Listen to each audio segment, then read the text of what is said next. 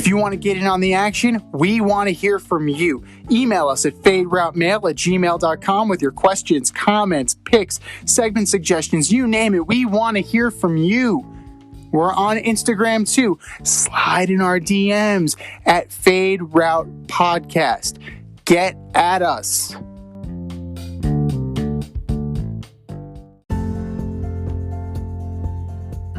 A little blue birdie told us we're on Twitter now.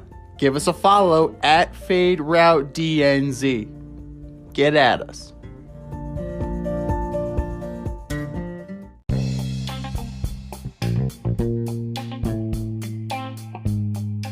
Welcome to the Fade Route with D and Z. Here are your hosts, D and Z.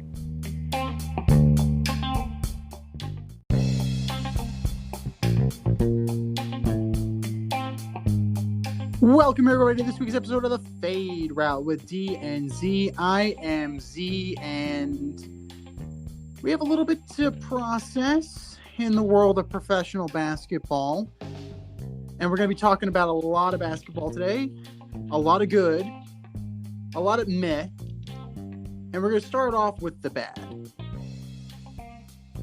Recently, on his Twitch channel, Miami Heat center Meyers Leonard embroiled himself in an anti-Semitic controversy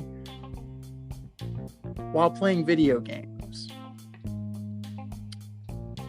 I'm not going to utter the anti-Semitic slur that he used. It is reprehensible. It is something that should never be said. It carries as much weight, if not more, than the N-word. And that word should never be bandied about casually or used against someone.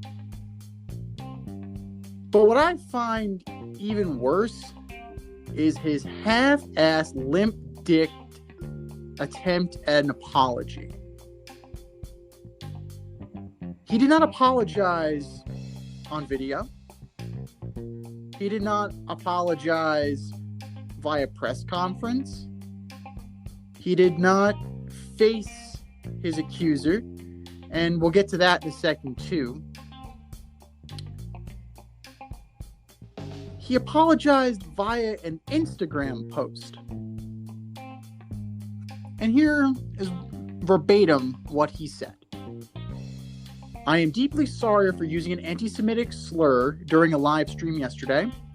While I didn't know what the word meant at the time, my ignorance about its history and how offensive it is to the Jewish community is absolutely not an excuse, and I was just wrong.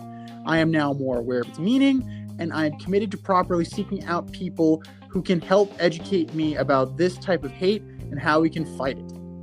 I acknowledge and own my mistake, and there's no running from something like this that is so hurtful to someone else. This is not a proper representation of who I am, and I want to apologize to the Arizons, my teammates, coaches, front office, and everyone associated with the Miami Heat organization, to my family, to our loyal fans, and to others in the Jewish community who I have hurt. I promise to do better and know that my future actions will be more powerful than my use of this word. And frankly, that is just a useless bowl of word salad. To claim ignorance of that word, I mean, maybe Meyers Leonard did not grow up around many Jewish people. Maybe he has not met many Jewish people. Maybe he truly is ignorant. But as we all know, ignorance is never an excuse for anything. And maybe this is a problem with forums such as Twitch, where you are facing your public in a rather anonymous kind of way. Maybe that's something that needs to be dealt with on a societal level. But we're going to deal specifically with this particular instance. One person that has reached out to Mr. Leonard in order to help him with his issue is Julian Edelman of the New England Patriots, who has come out and commented regarding the situation and what anti-Semitic language and anti-Semitic behavior truly does to the Jewish people and how truly hateful and despicable that word is. And I hope Mr. Leonard is taking valuable time to think about what he has said and the ramifications of it, since he's already out with an injury and is not going to contribute to the Miami Heat this year. He's also a free agent. He's taking a step away from the team. So I think we can effectively say that Meyers Leonard is done in Miami. And he might be done in the NBA for the foreseeable future. And here he is. I've known this guy since our days on Carousel Shoes, the last QB in St. John's history, flight crew through and through. What's up, D? How's it going, man? Yeah, very surprised to hear this from him. He's a young man, promising future. The fact that this happened while he's playing a video game doesn't make it any better. The fact that that's his trash talk, right? The fact that that's what he's using as trash talk is insane. Right, probably playing against like a 17-year-old kid or something like that. It's like, listen, right. You're a professional basketball player, and you're held to a higher standard than a regular person. And I'm with you. I don't buy his ignorance on this. Can you understand? You get fired up and you say certain things you don't mean, but to go there and you can just imagine if he used another ethnic slur, what the ramifications with that would be. I mean, in this situation, the owner of the Heat is of a Jewish background. A lot of owners in the league share that same background. I think it's going to be hard for him to combat this. So we saw a similar thing happen many years ago with Riley Cooper, where he was using inappropriate language. I believe it was at a concert. And this is just, it's sad. It's sad that he said it. It's sad that it happened. And it's sad at the direction that his career is going to take moving forward.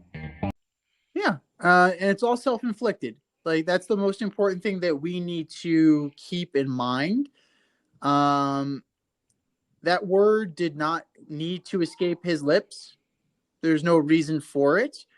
And that was a choice. He made the choice. He made a bad choice. And now he's got to deal with it. The same way Riley Cooper had to deal with it after making the statements that he made at, I believe, at a country music concert. He mouthed off to a security guard or something like that, if I remember correctly.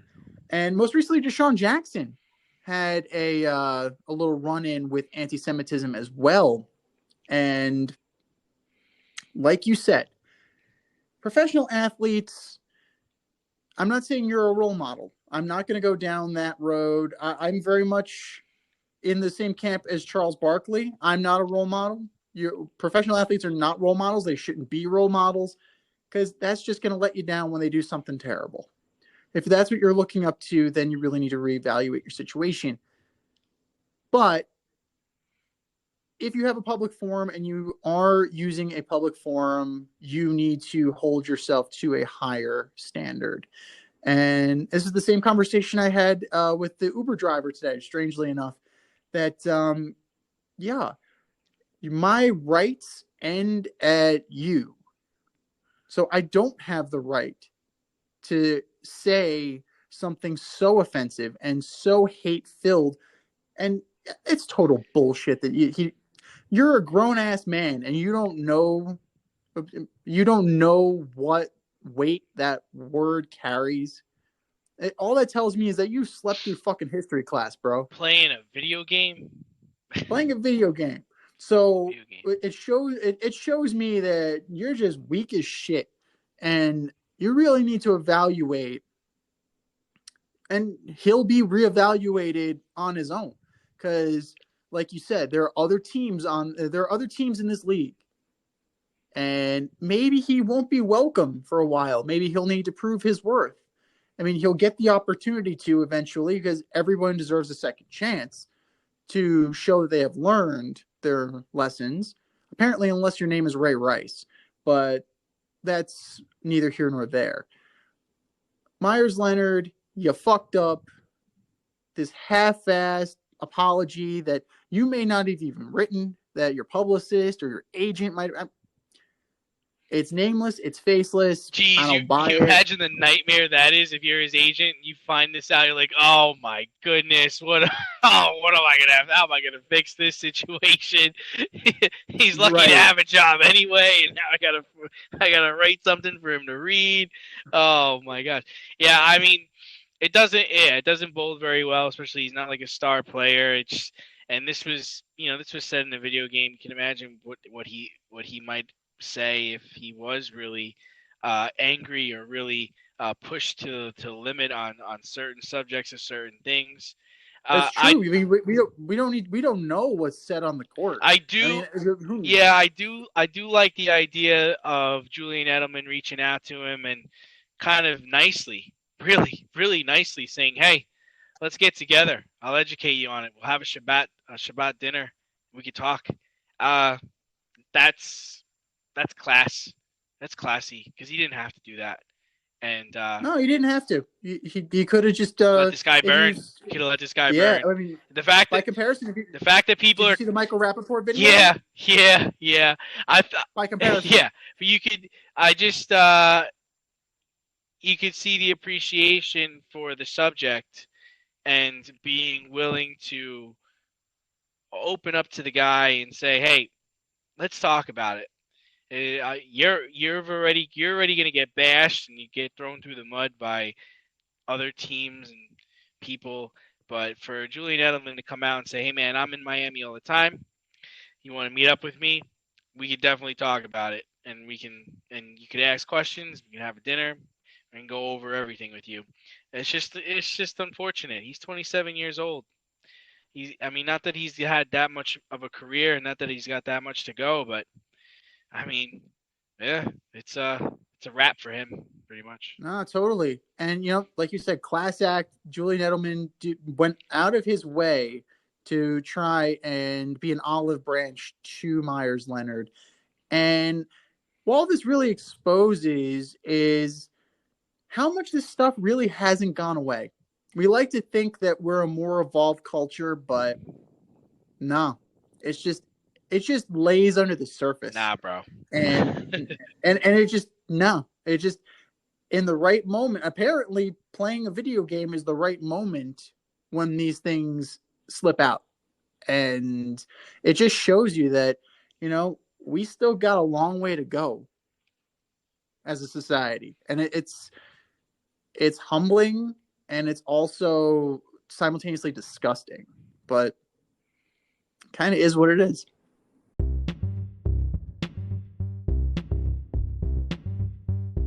It's time for the fade in, where we give a nod to the trending sports stories of the week. But let's pick this up a little bit. I know we're kind of trending a little downward. Let's talk about something cheery. Debbie Downer starting off the episode this week. Way to make everybody really tune in.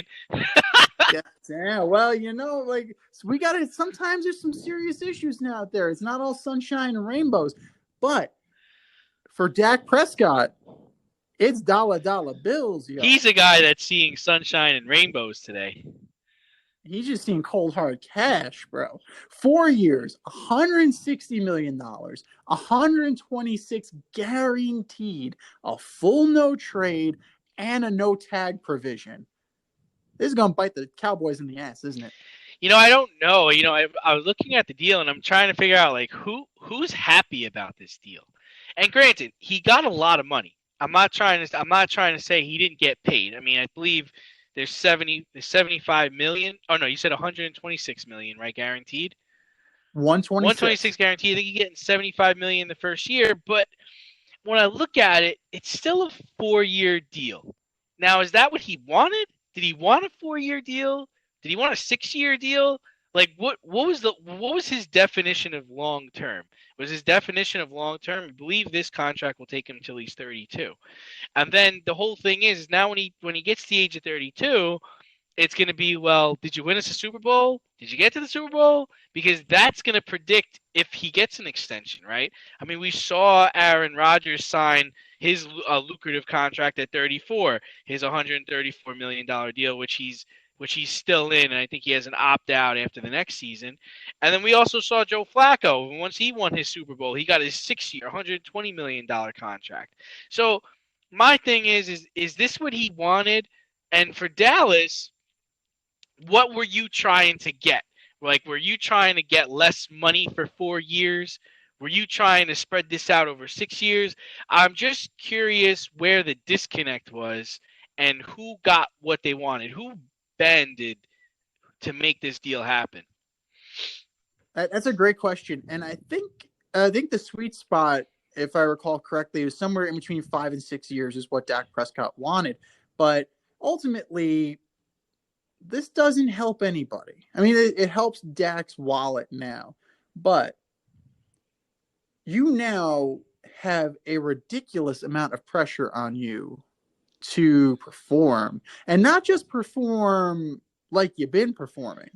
You now got to step up and be Troy Aikman. But does he really? Because he's getting $126 million guaranteed, and it's a 4-year contract. His $75 million is coming in his first year. So does he really? All I see is he really just has 4 years to get to a Super Bowl or win a Super Bowl to warrant him getting the next contract. Because the next contract is going to be, it's got to be in the Aaron Rodgers area. I know his contract right now is better than what Aaron's getting. I'm just trying to say, like, in terms of the next deal, the last deal, the deal that's going to take him to the end of his career. So I don't know if he really feels that much pressure, especially he's coming off of a leg injury. We don't even know if he can play. For a man who could arguably be playing on just one leg next year, I mean, I think he did well. Well, this is going to also tie into our next topic, but you're having all this money tied up in a cap sport. We have to remember, it's a cap sport. Yes, the signing bonuses and guarantees, like that stuff is a little bit wonky, but you still have a finite amount of money that you have to spread among 70 guys, including your practice squad. So, but not only that, yeah, and then point, you compare that to what Tom Brady's doing right now. Like, he's trying to restructure his deal so that he makes less money, so that they can sign more players. And this is the guy that's going to the Super Bowl every year. So you got these guys getting paid. You got Aaron Rodgers getting paid. You got Jared Goff getting paid, even if it's Russell Wilson, Carson Wentz getting paid, even if it's by another team, and Matthew Stafford. And then you have this guy who's saying, "Well, you know what? I'm supposed to make $15 million next year. All right, we could rework that. We could change things around just so we can keep Chris Godwin in here on a franchise tag. Like I just I don't think people get it.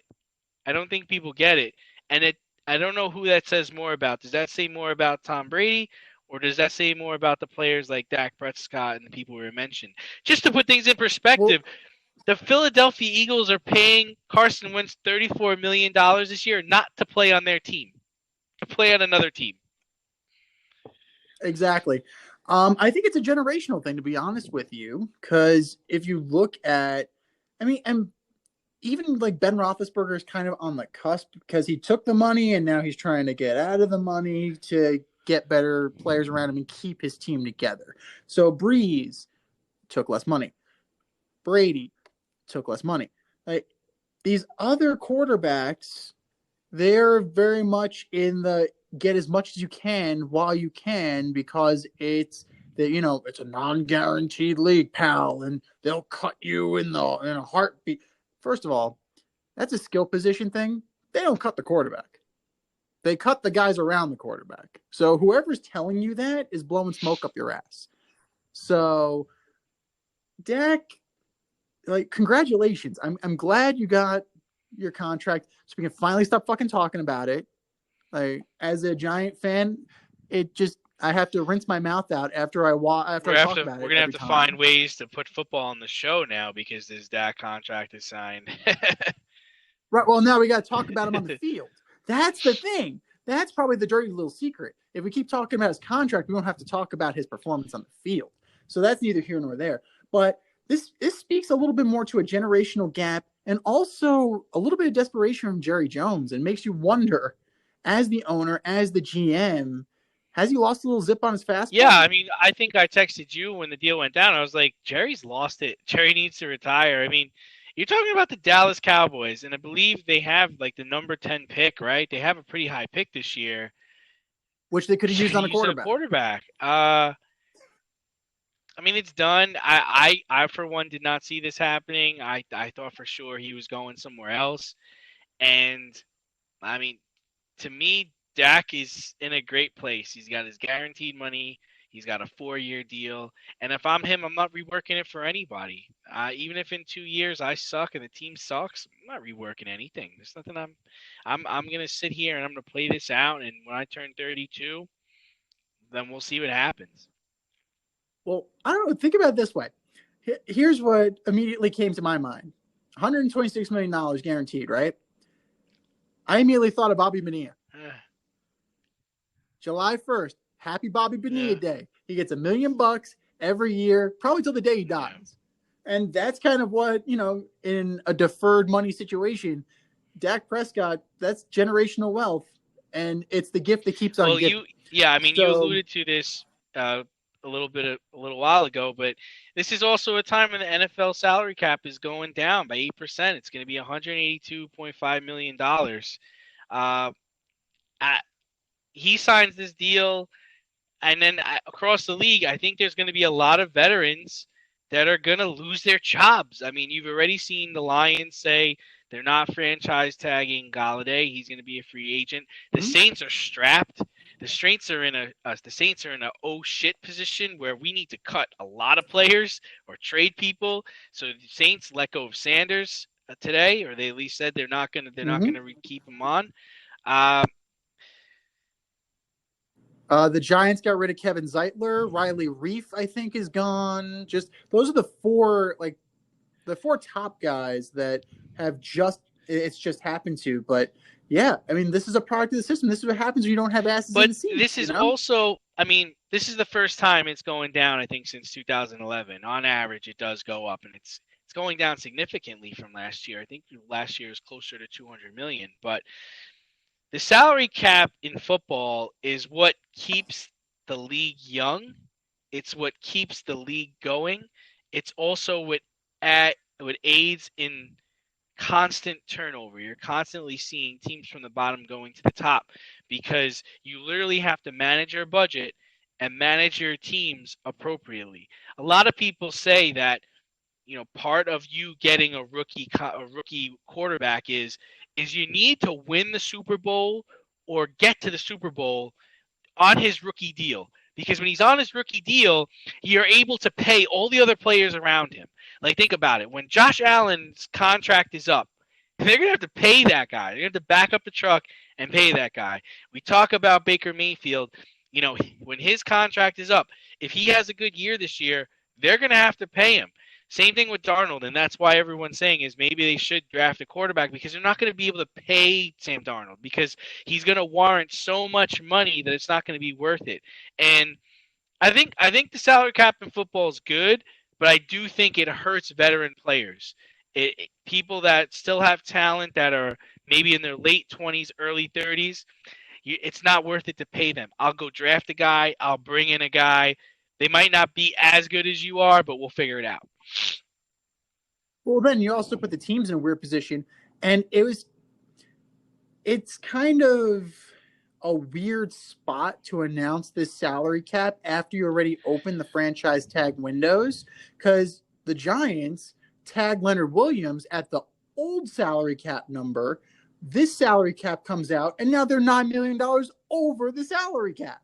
So you just done fucked yourself, and now you had to get rid of a Kevin Zeitler who was protecting Daniel Jones because you were working off an old set of Yeah, books. I mean, we were going to talk about So, like the franchise tag and some of the surprises, and Leonard Williams was actually one of the ones I was surprised about. I actually wrote it down because you got a guy, right, that came over from the Jets. You must really believe in him, and you must really want to sign him long term to franchise tag him. Another guy that hit the franchise tag. These were surprises to me. Was Chris Godwin, and for him, I don't know how he feels about it. There's a part of me that thinks he's upset because it's okay. I just won the Super Bowl. I was one of the best receivers on this team. It's my turn to get paid. I know the Jets got money. I know the Jaguars got money. I know there are teams like looking for a wide receiver. I could get paid, and now he's kind of stuck, right? I mean, it's a good.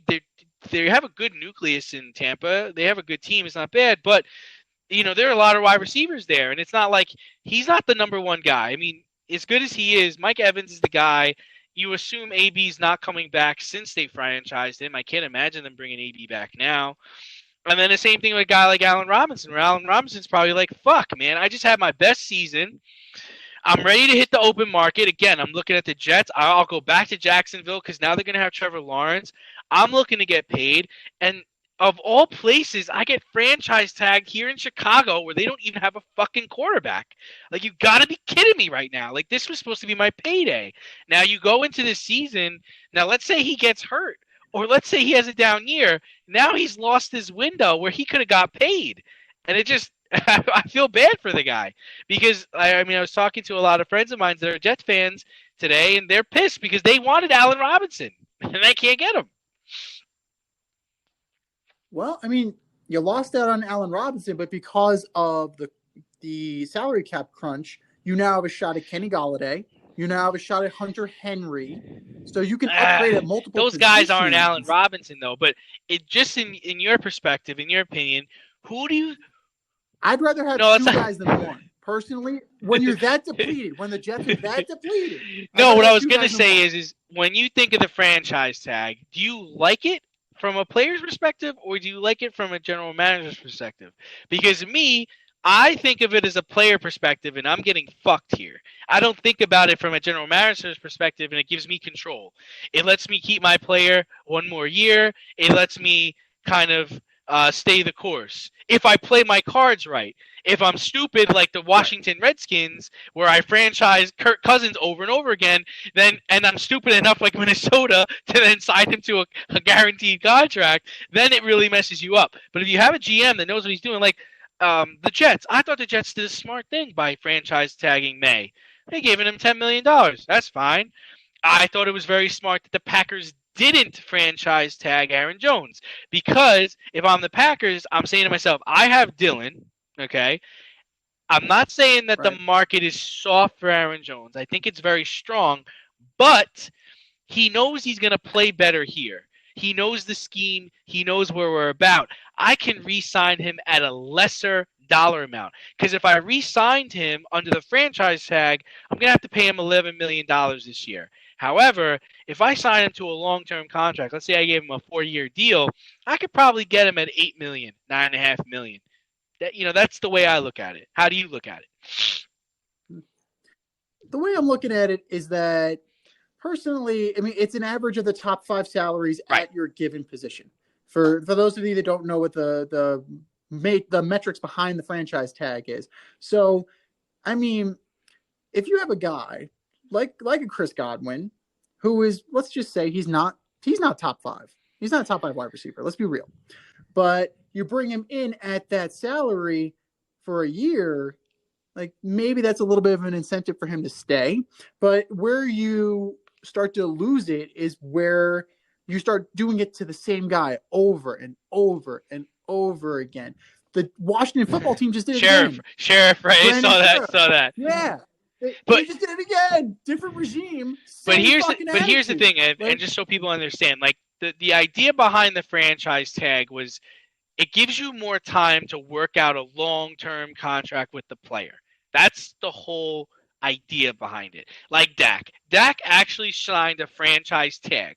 He's already going to be re-signed, but for sake of timing, He signed a franchise tag, but he's going to be re-signed. They've already worked out the deal. That's the whole perspective Right. behind it. But if you're a team like the Buccaneers, I agree with you that Chris Godwin isn't a top 5 wide receiver, but he has top 5 talent, might be even a top 10 receiver. I get to keep him one more year under the average when he could have went out there and made bank. And like we were talking about, football careers are short. You got to make your money when you can make your money. We don't know what's going to happen this year. And for him, it's like, man, should I really go out and play with this hamstring injury? Or really, should I go out and play with this broken finger? Because now in the back of your head, if you have to think about, well, what's going to happen next year? Or what's going to happen at the end of this year? Right. Yeah, I mean, it's definitely akin to arbitration. It's akin to like owning a bird rights in other sports. Like, it's just a way, a means of control to where you can, either work something out or get another year of a person's service. But I wanted to know, like, how do you look at it? Do you look at it as it's valuable for players, or you think it's good for? I think it's mutually beneficial. Okay. I think when used right, it is mutually beneficial. Like the Dak Prescott situation, not like Kirk Cousins. That was poorly handled. Where basically you just where you just basically kicked his ass out the door. They ruined the lives of the Washington Redskins and the Minnesota Vikings at the same time by franchising that man. Was it 2 or 3 years in a row? And Alex Smith, because they traded for Alex Smith after that. But, one thing that came out of football this week was the Baltimore Ravens had suggested a change to overtime. And I was really excited to talk about this segment because I really think it's a great idea. Their idea is, instead of having just, in the current format, you have the coin flip. If the team who gets the ball goes down and kicks a field goal, the defensive team gets the ball and gets to try to score. But if the offensive team scores, the game is over. In the Ravens format, what they've suggested is that one team gets to pick the placement of the ball, and then the other team gets to pick if they're going to be on offense or defense. And now in the two suggestions they submitted is one where, it's sudden death. And then the second idea they have is that it's a 7.5 minute overtime, so the time is limited to the end of the game. So I wanted to know, what did you think about the proposal? We have some coaches that are on board, such as Bill Belichick, and then we have other teams and coaches that say this is just to benefit the Ravens because they have a kicker that can kick it from anywhere. Right.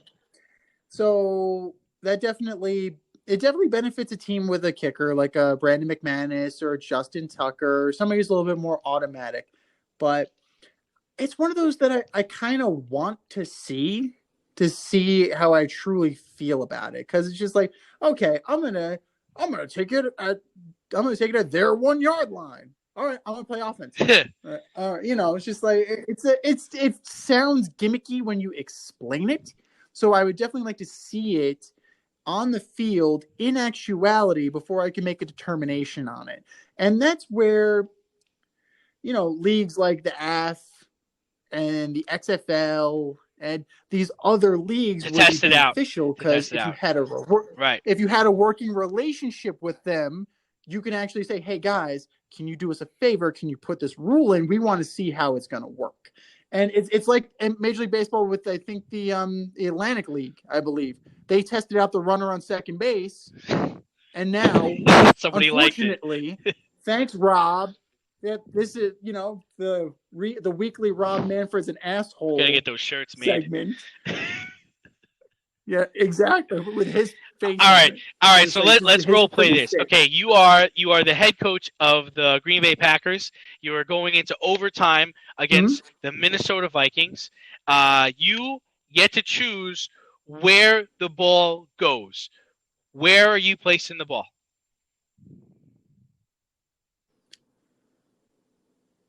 I'm going to place it. I'm going to place it at my 40-yard line. Because I know I got Aaron Rodgers. I know I have deep threats. if I want to matriculate down the field, like you said, I have Dillon, I have Williams, and I got Crosby. So even if I get close, but it's like it's 4th and 7, and I only made it to your like 30-yard line. I know Well, I got a kicker who's going to make you it. chose to put the ball there at your 40-yard line. So if Yeah, I'm the Vikings, I'm yeah. going to say, well, I'm going to play offense. Why? You just made a mistake because of your offense. You know who You're you right. got. You're right. But just what I was kind of alluding to was if I'm a team that believes in my offense, I'm going to put the ball at the 5-yard line. I'm going to put the ball at the 5 or the 10-yard line. Because even Okay. if I have to go 95 yards, I'm going to be okay. Because I will be able to pick up at least one first down. And if I got to punt, I'll punt. Yeah, I mean that makes sense. But it definitely that's why I'm saying this needs to be workshopped a little bit. It's great in theory, but you got to try and you got to see. You got to make it work.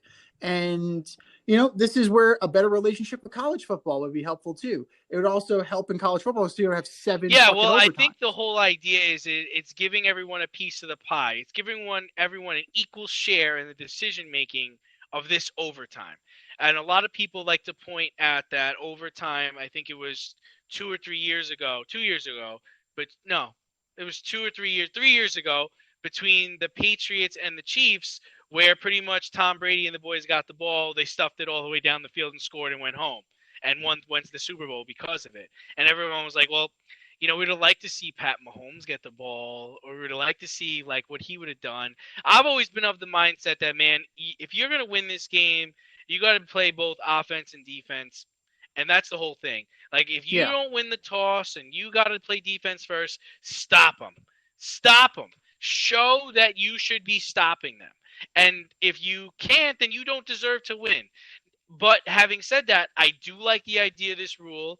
I think they should test it out uh, because it just would make for an interesting decision to make. Because if you're an analytics team, if you're like the Cleveland Browns or you're like like the Los Angeles Rams, you're gonna have to really come up with a mathematical formula that can figure out your win probability from different parts of the field in a sudden death or an overtime scenario. And no matter what decision you choose, whether you choose where the ball puts, or where you put the ball, or whether you choose to be an offense or defense first, that win or loss is on you. You cannot blame it on anybody else. Because a lot of people like to say, well, they got the ball first, they came down and scored. Well, no. You're going to get to choose an aspect. You're either going to be able to choose where the ball's going, or you're going to choose where you're on offense and defense. So win or lose, you are having a part in why, the outcome was the way it was. I got to say though, there is just really one simple way to kind of fix this.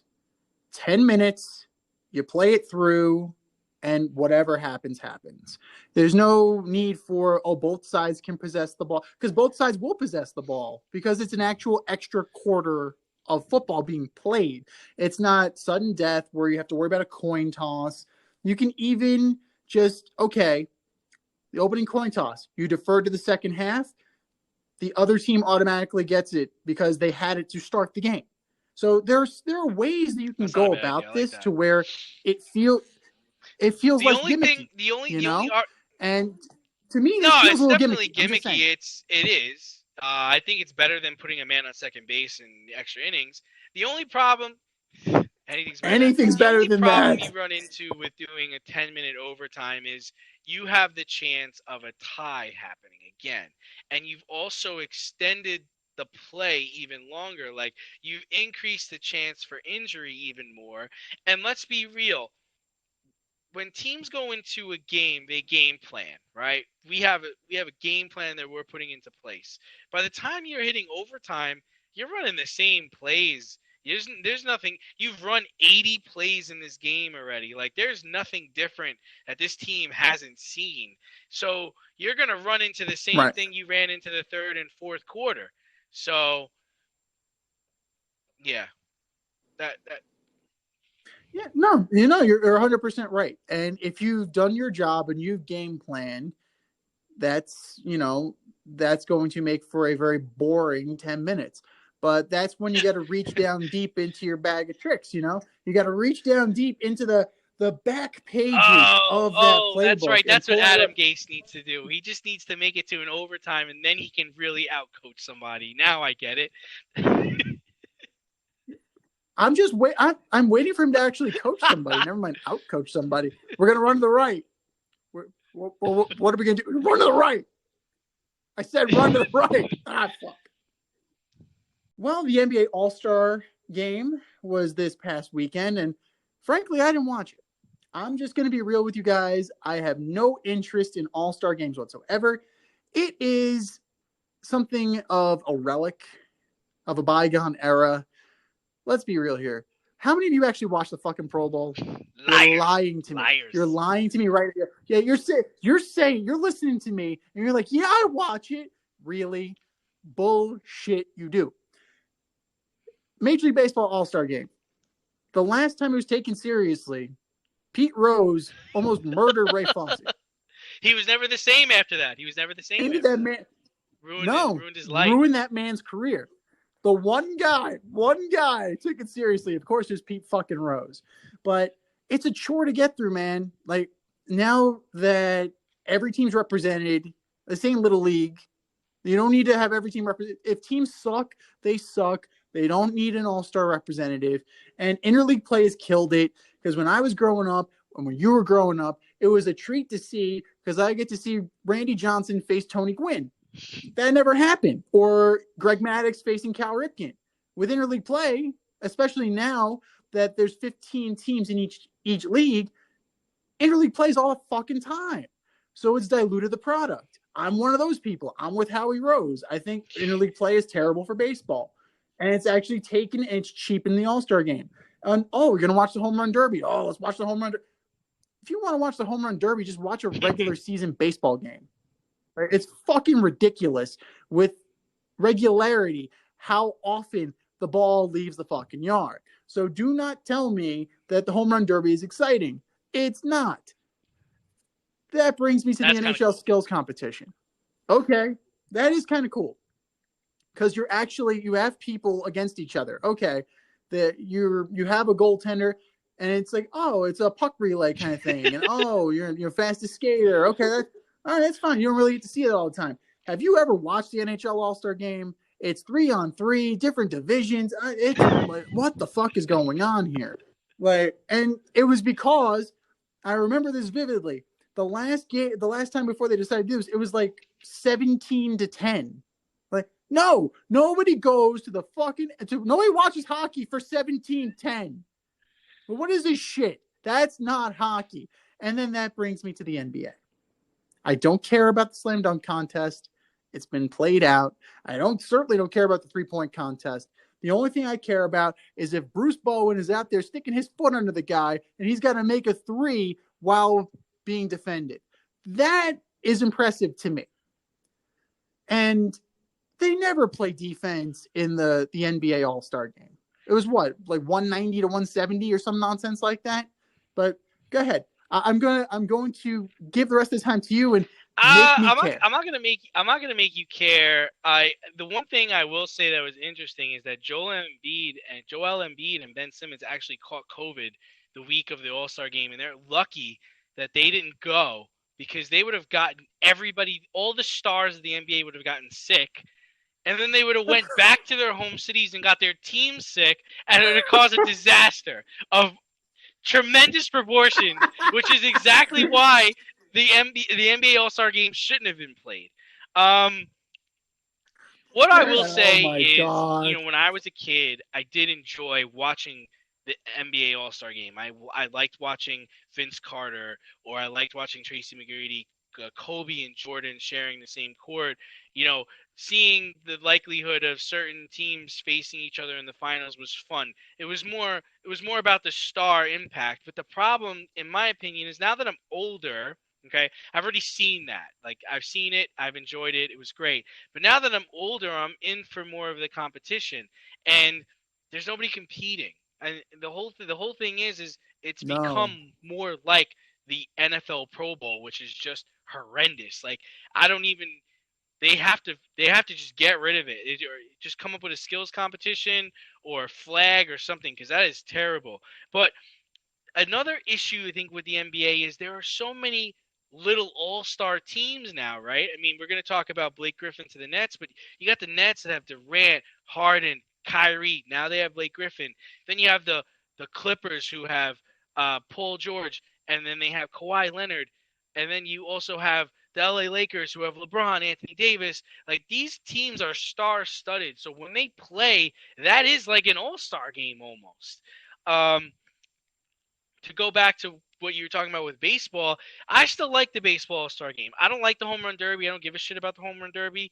I really do like the baseball all-star game because there's too much pride on the line for me to let Albert Pujols hit a home run off me. That's not happening. In fact, I want to make him look stupid on this curveball.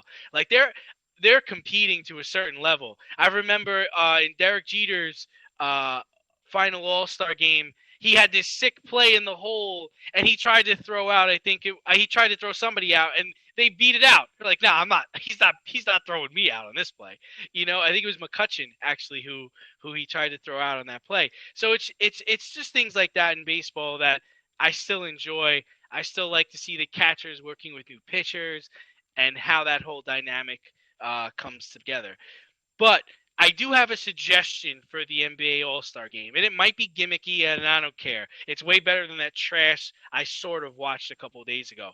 How about you take the All-Stars, and it's the All-Stars. Listen, if somebody can't play, if Anthony Davis can't play, then Devin Booker doesn't get to go, okay? That's not how it works, because you know what? If Devin Booker's named an All-Star, then he gets a bonus for that shit. So, no, you don't. If you're named an All-Star and you can't play, there's no replacements, okay? We take all the All-Stars, you line them up east and west, and somebody, I don't know if you have maybe LeBron, a captain, or maybe or a coach or somebody, create 3 or 4 3-team units and make a little tournament out of it, and have the teams play to 11, and at the end, the best 3 of East goes against the best 3 in the West, and the games are to 11, and everybody sits in the stands and watches who played in the tournament. That seems much more fun to me. They could borrow the idea from the big 3 and you know what you could do? Play in the half court, have gimmick shots that are worth 5 points or 4 points to make it interesting. But anything's better than the trash that we saw a couple of days ago. Bring back Rock and Jock. A lot of those, take a lot of the ideas that Rock and Jock had, because I remember they were Rock doing and that Jock. shit for That a was long cool. time. That was cool. Yeah. I like that. Yeah. So they had elements. They did. I think they had a 5-point shot or a 10-point shot that was really high. I remember. Yeah, exactly. So, think outside the box, which apparently isn't that far outside the box because MTV was doing it years ago. But I do like your idea about replacements, because think about it. Well, I'm going to take it back to the Pro Bowl. I'm sorry in advance. But you got guys begging out of the Pro Bowl to where you have 4, what is that, like maybe Tom Brady hasn't played in the Pro Bowl in 15 years. Really? Well, but he also says his shoulder hurts when he does go. When he's supposed to go, he goes, I have a shoulder injury. I can't play. He played like at 2 or 3 Pro Bowls, and he's like, I'm done with this. Because it's stupid. It's not worth your time. Yeah. Yeah. And, like you said, there's money tied to this. There's bonuses tied to this. And, there was a great line years ago, arbitration, Charlie Finley, he took a player to arbitration and said, we finished last with you, we can finish last without you.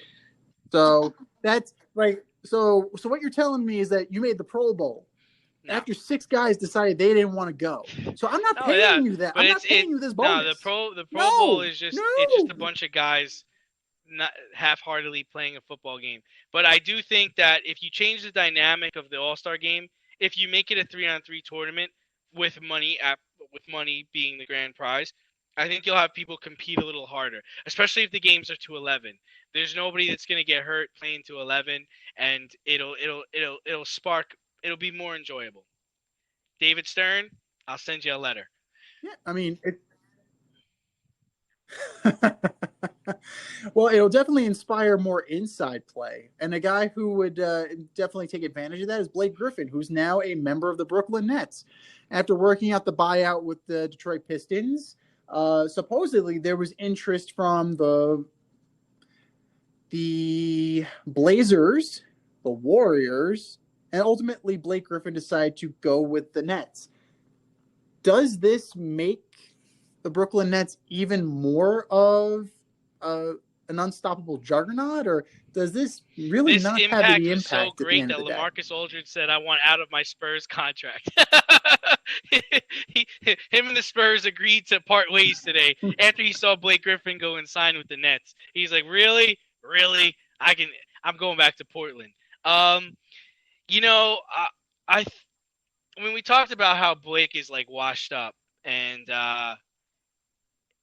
somebody asked me who's more washed up player, Blake Griffin or Ryan Braun. I was like, man, that's really close. Here's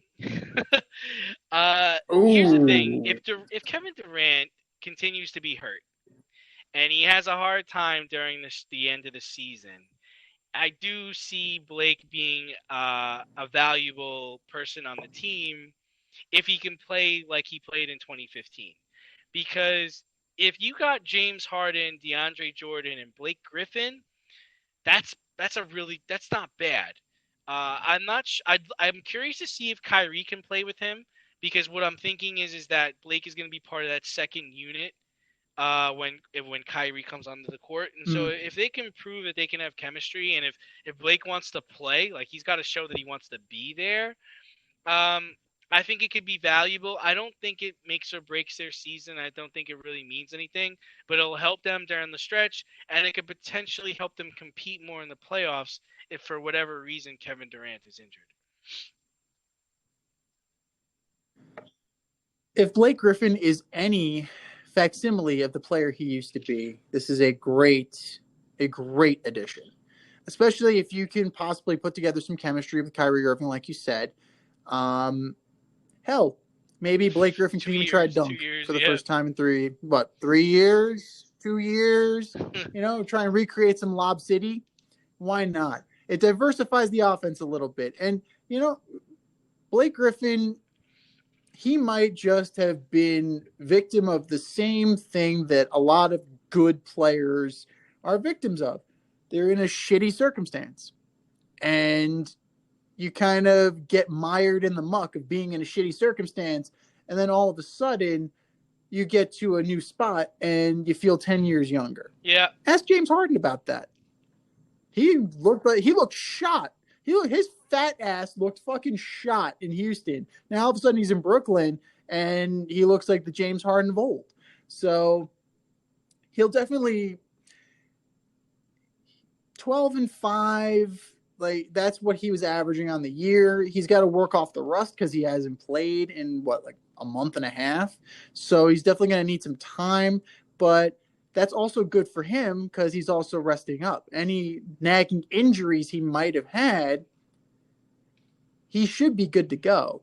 And he's got chemistry down low with DeAndre Jordan from their Clippers days. So I think it's a good move. Now, it also, apparently the LaMarcus Aldridge situation occurred, and you're sparking other teams, other players to kind of make this move and kind of get someplace else. And we're still waiting on Andre Drummond. I don't believe he's signed anywhere else. But now that there's a spot open in Miami, I think that might be a good landing spot for him. LaMarcus Aldridge, I don't know what he's got left in the tank, to be honest with you. Maybe he's just going to a new team or back to the Blazers will definitely motivate him again. But I mean, it remains to be seen. But I definitely think this will invigorate Blake Griffin, not to the Blake Griffin of old, but to something we haven't seen yet. And it'll definitely give the Nets a little bit extra depth, and it never hurts. It never hurts in the One of the things playoffs. that we didn't talk about in the last couple of weeks is I think we were waiting for more information to come to light. Was the Tiger Woods car crash left him in a really bad situation with a shattered ankle, amongst other injuries. One of the things that goes through my head with this is, I'm surprised more people aren't talking about how reckless this was. Now, we don't know all the details, and I guess maybe people are waiting for the black box and waiting to really find out what happened here. But in pure speculation, it just sounds like he was going a little too fast on a highway, and he almost ended his life. And thank God he didn't hurt anybody else's. But to me, this seems like the second time he's been in a pretty bad car wreck.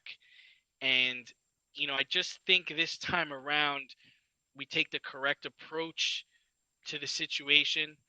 If we find out that he was exceeding the speed limit or exceeding over 100 miles per hour, I think the PGA and the different companies that support him need to take some kind of action here.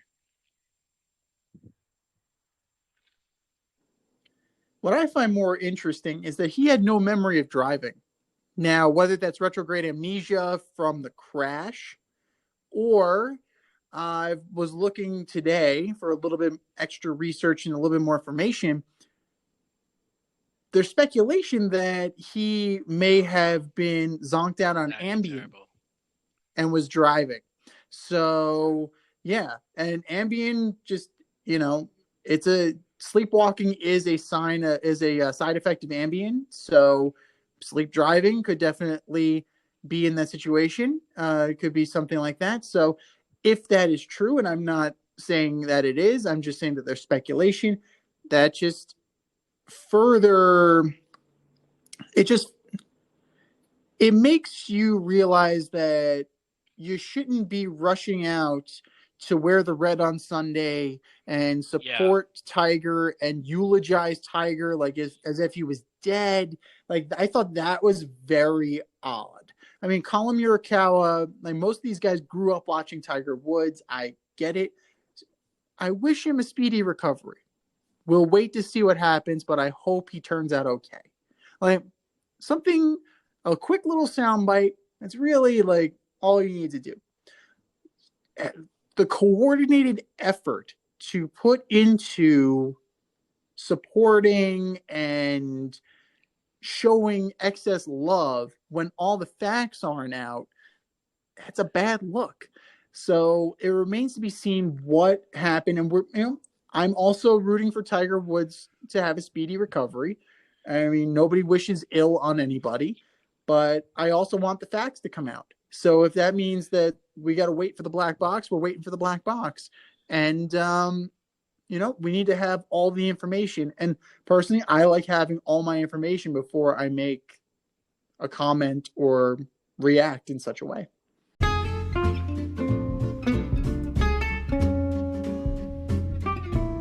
I'm getting hungry over here. Should have cooked up some dinner.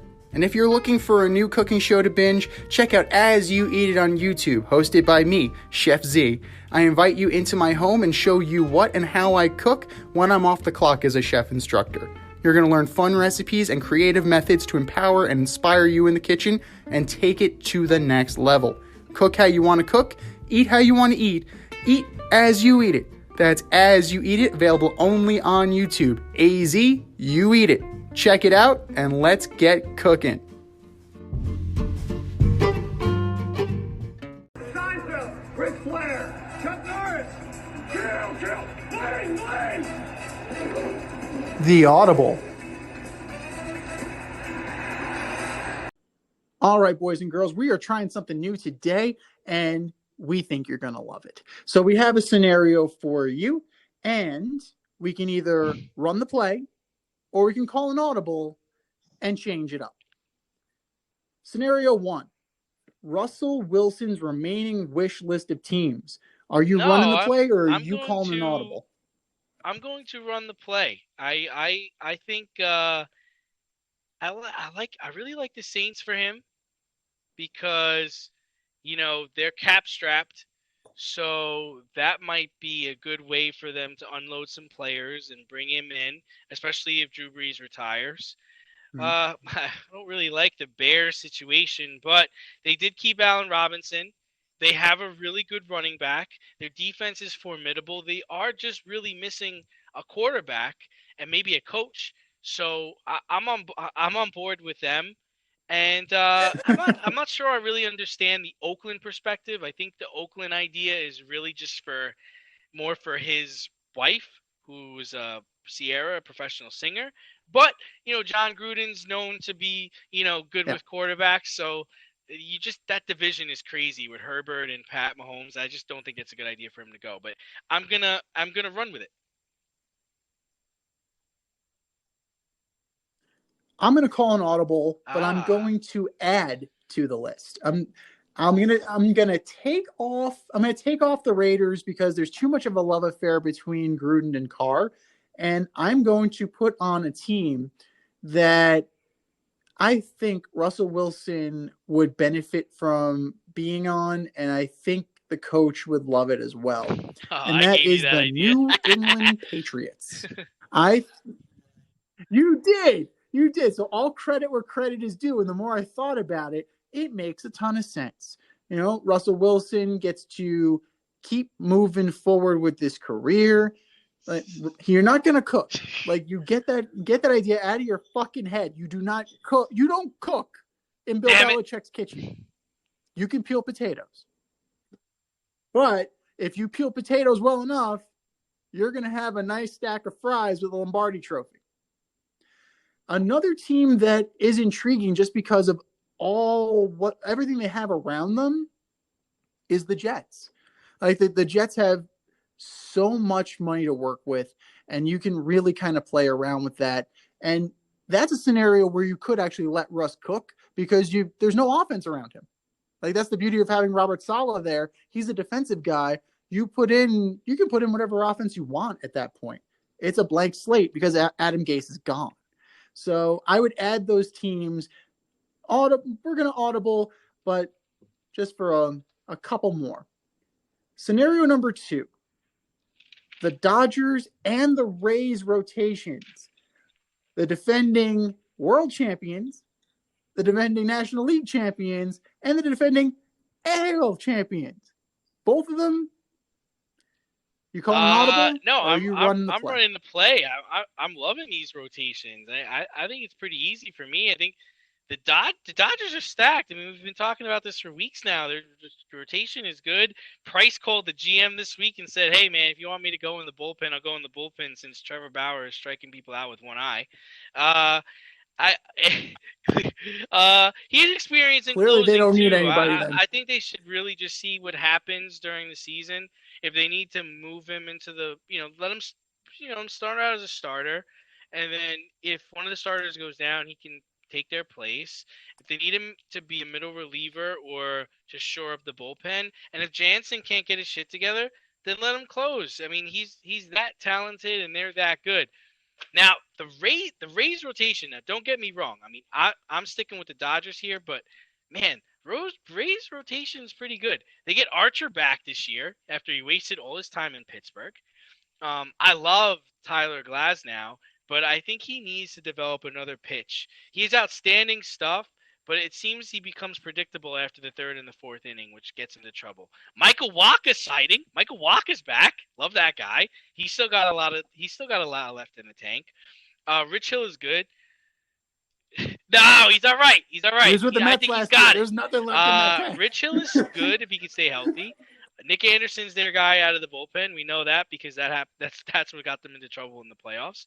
And then Diego Castillo he's filthy at times. He's filthy. So, I mean, I'm sticking with these two guys.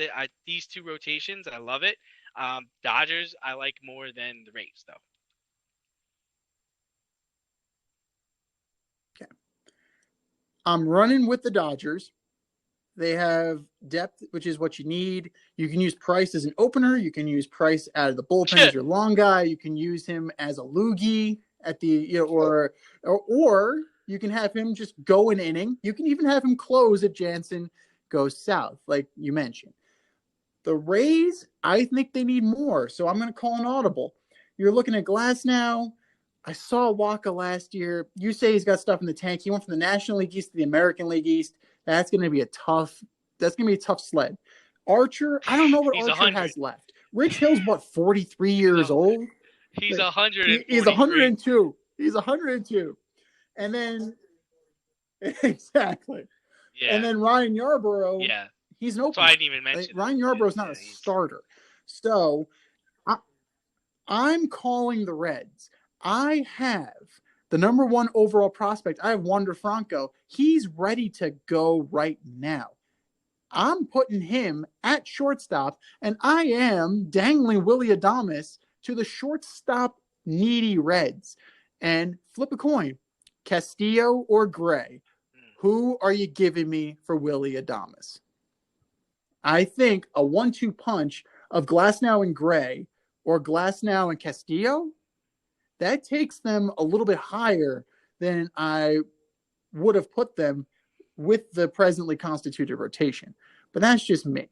I really think that that would be a game changer, and they're young and controllable. Castillo is young and controllable, and you can kind of give him that team-friendly contract to where he could be the next Archer. So I'm gonna kind of split the baby here.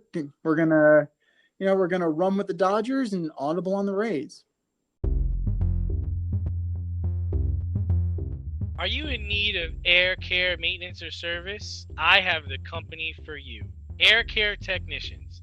They service the Westchester and Northern Bronx area and can help you with all your heating and cooling, maintenance, and service needs.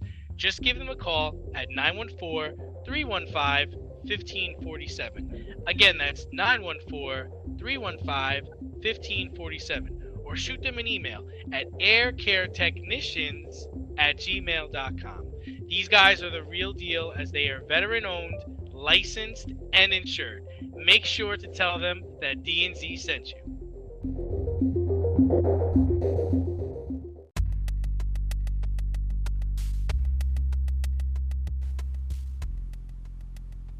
Order up! We're ordering up the National League Central this week. From 5 to 1, worst to best. It was pretty easy to me to pick out number 5. One thing's for sure is the Pirates are coming in last, okay? Aside from losing Chris Archer, they really didn't do much in the offseason. They literally have nothing positive to talk about. There's not... No, I don't give a shit about Dustin Fowler. Their whole team is terrible. I mean, I guess they're trying to rebuild for the future and they're trying to save money this year, but man, what a waste of time. Now, I think this week we are going to be completely different in our choices, because the National League Central is really, it could go anyway, but this is how I got. At number 4, I know you're going to be surprised, I actually have the Milwaukee Brewers, okay? I don't see a really good team here.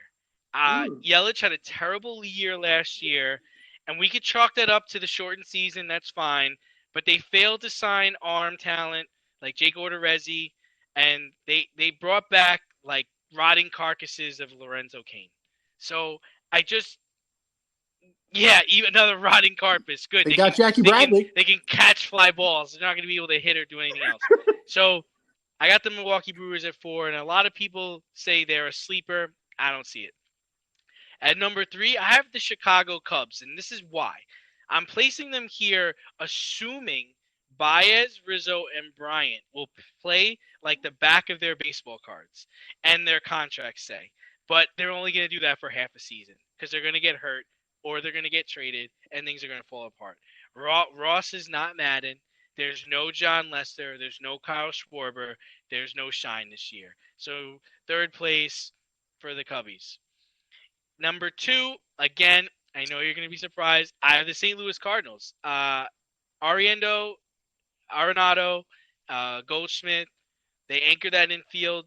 I think they're going to play very well together. Flaherty's going to show he's an ace. He's got good stuff. He's going to be fine. Molina's back behind the plate where he belongs. He's a living legend. No Cards are going to make a run at the championship this year. I'm not sure if they're going to win or get there, but they're going to make a run. Okay? And then in first, because I thought they were great last year, is the Cincinnati Reds. I thought this team was legit last year. I think Sonny Gray and Castillo will be a 1-2 punch. Moustakas had COVID last year. He got hurt. I think this year he comes and shows that he deserves the contract he got. I think Castellanos is going to be this year's Yelich. I think he's going to light it up. I think he's going to lead the league in home runs. He's gonna go nuts. And Doolittle's going to close the door for them and help them wrap up the division. What say you?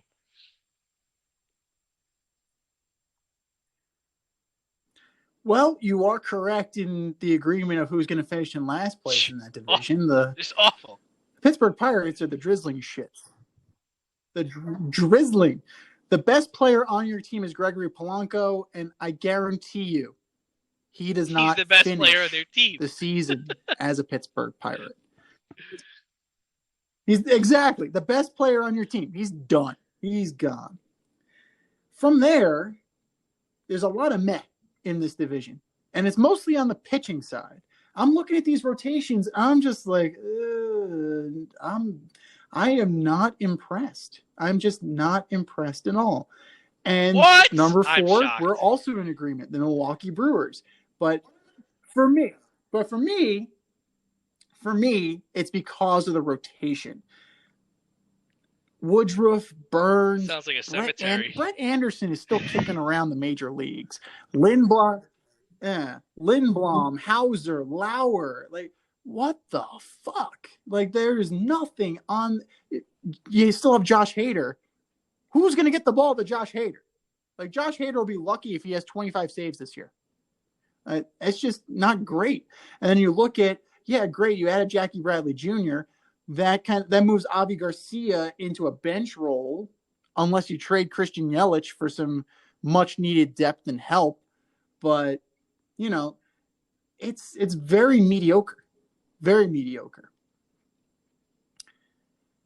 Number 3, I'm not in love with the St. Louis Cardinals rotation. I'm sorry, I love that lineup. I just do not love that rotation. Meh. Flaherty, great. Everybody else, like the ghost of Adam Wainwright. He's still alive? Like, he's like, I mean, come on. Like, I love Wayne. I know, I love Wayno. I love Adam Wainwright. But dude, you got to know when to fold them. Then you have the Korean pitcher that they signed, Miles McCollum. He was big in Japan. Whoopee! And another situation, Jordan Hicks is a closer. Great. Dude throws 105 miles an hour. Who's getting the ball to Jordan Hicks? Like, that's great. Jordan, you guys have in the back end. That's wonderful. Probably not. But, I mean, Edman, DeYoung, Goldschmidt, Arenado, Yachty. I mean, the outfield is a little weak, but they have bats, and those bats will play. Second place, the lineup is a little bit stronger, in my opinion. If Jake Arrieta can actually beat Jake Arrieta again, the Cubs, for 1 year, I like their chances. Kyle Hendricks is so underrated because he can pitch. The dude doesn't throw that hard, but he knows how to pitch. And Zach Davies, he's all right. Trevor Williams, he was a Pirate, so that tells you all you need to know. He failed up, so good job, Trevor. And Alec Mills threw a no-hitter outside of Kendricks, who do you trust on that team to give you 25 solid starts? Yeah. Out of who they have right now, I don't. But that's also the scenario that they're in, because they could still trade Chris Bryant. Nothing is set in stone here. Even if you lose Chris Bryant, you have Happ, Rizzo, Baez, your boy Jock Peterson, Wilson Contreras. even if J. Hay has a good year. J. Hay kid, the J. Hay kid. And that leaves you by default with the Cincinnati Reds, the cash-strapped Cincinnati Reds who were selling off players and basically got rid of their entire bullpen because they don't have any money, and they're still going to win this division. Cincinnati What Reds the hell does that tell you? What does that tell you? But dude, you just got to look. I mean, you got to look at that roster. Like, I mean, Akiyama, we don't know what he is, but Castellanos, Votto, Suarez, Moustakas, Winker isn't bad. They're a little weak at shortstop. If they get Willie Adames, they're better. Tucker Barnhart, they need a catcher.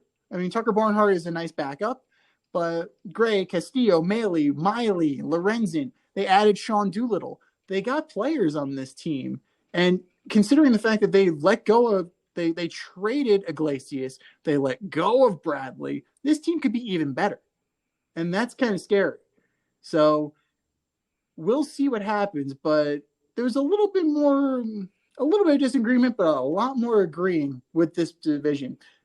But let us know what you think, boys and girls. Hit us up.